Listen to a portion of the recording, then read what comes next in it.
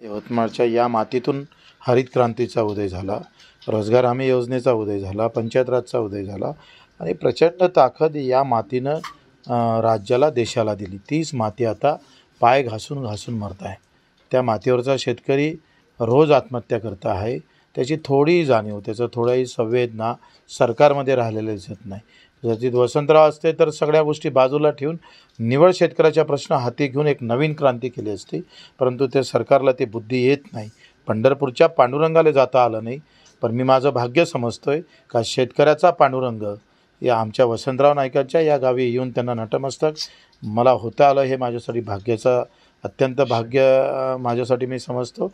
आणि याच निमित्तानं पंजाबराव देशमुखांच्या गावातून सुरू झालेली यात्रा, चिंचलगाव आमचे साहेबराव